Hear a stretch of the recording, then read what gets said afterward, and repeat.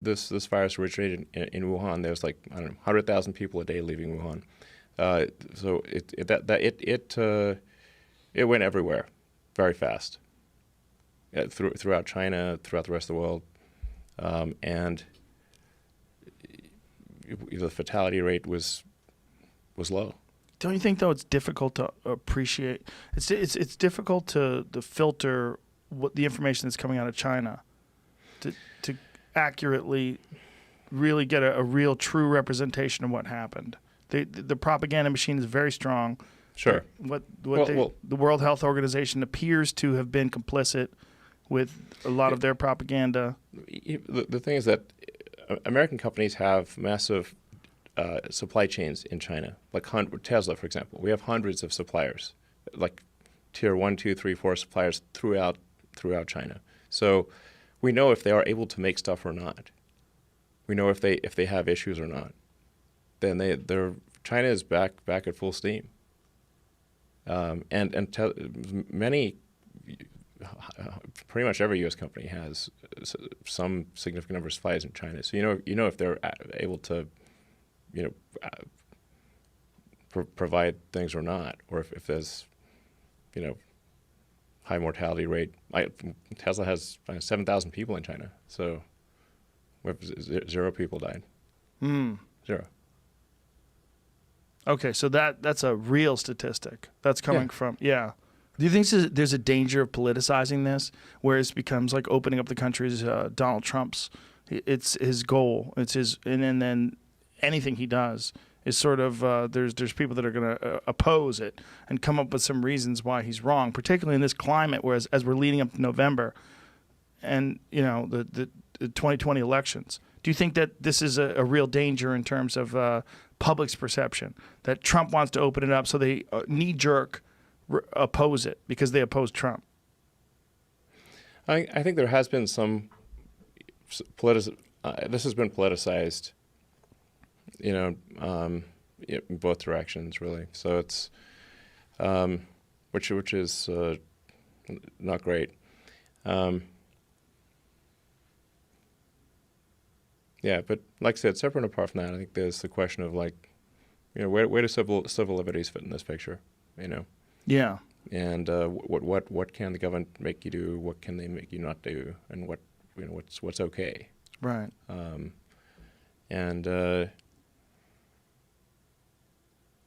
I think we went too far.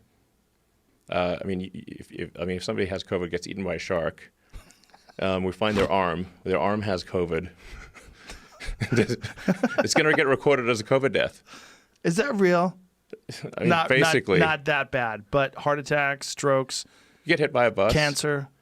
If you get hit by a bus, go to the hospital and die, and they find that you have COVID, you will be recorded as a COVID death. Why would they do that, though?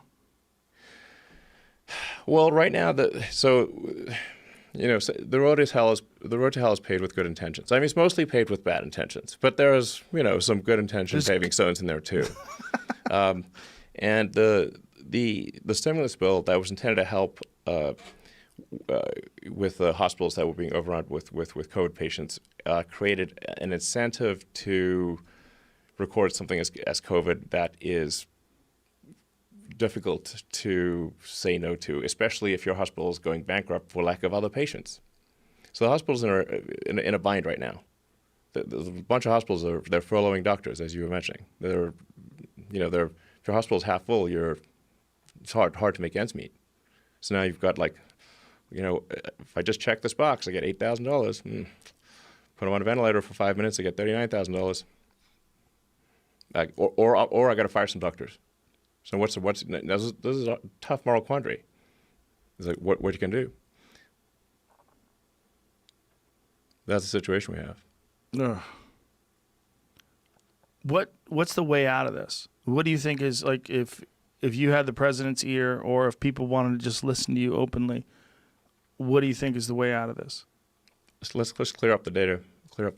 So, like I said, somebody should be recorded as COVID only if it is somebody has been tested, has received a positive COVID test, not if they simply have symptoms, one of 100 symptoms. And then if it is a COVID death, it must be separated. Was COVID a primary reason for death, or did they also have stage 3 cancer, heart disease, emphysema, and got hit by a bus, and had COVID?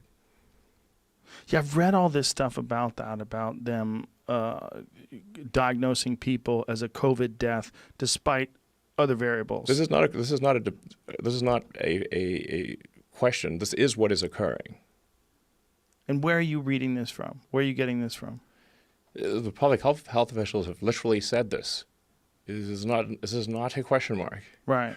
But this is unprecedented, right? Like if someone had the flu but also had a heart attack, they would assume that person died of a heart attack. Yes.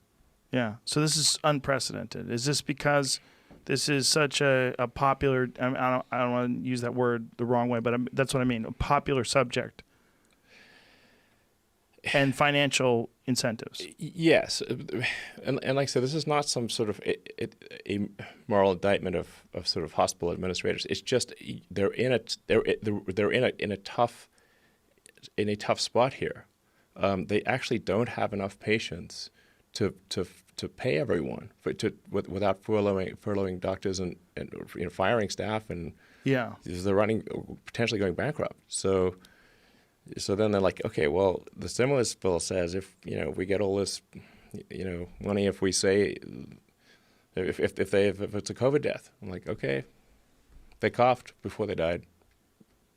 In fact, they're not even diagnosed as COVID. They simply, if you had weakness, a cough, shortness of breath. Like, frankly, I'm not sure how you die without those things. Yeah. Right. There's so many different things that you could attribute to COVID too. There's so many symptoms. There's diarrhea, headaches, dehydration, cough. Yeah. Yes, but to be clear, you don't even need to have gotten a COVID diagnosis. Right. You simply need to have had one of many symptoms, and then have died for some reason, and it's COVID. So then it makes the death count look very high, and then we're then stuck in a bind because it looks like the death count's super high and not going down like it should be, and now, so then we should keep whatever keep the shelter in place stuff there, and keep people in their home, confine people to their homes. So we need to break out of this. We're stuck in a loop. Yeah. And I think the way to break out of this loop is to have clarity of information. I know a lot of people who got it. I know 0 people who died. I mean, I know a lot of people who got it. Yeah, it's not what we feared. We feared something much worse. Yeah, that's correct. So the adjustment's difficult to make. So you said, first of all, we need real data. We need just parse out the data. Don't lump it all together. No. And then if you give people, just parse out the data better, clearer information about, like I said, was this an actual COVID diagnosis, or was it did they get the test and the test came back positive, or do they just have some symptoms? Just parse those two out, and then parse out just if somebody died, did they die? Did they even have a COVID test, or did they just have one of many symptoms? Like how do you die without weakness? I don't know. Right. It's impossible, basically. Yeah, that's a good point. If you're going to die, you're going to have shortness of breath, weakness, and you might cough a little.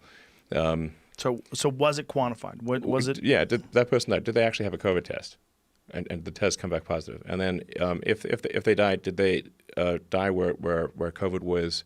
It doesn't have to be the main cause, but it was a significant contributor to their death, or was it not a significant contributor to the death? Right. It's not as simple as just because you had COVID killed you. It's definitely not. Right. Yeah.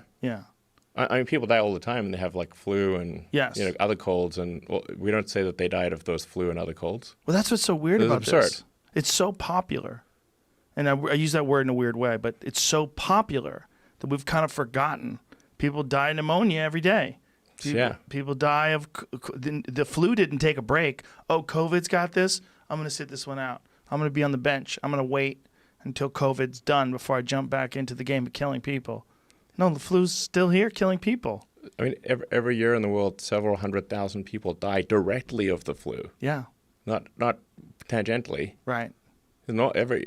61,000 in this country last year. Yeah, and we're only 5% of the world.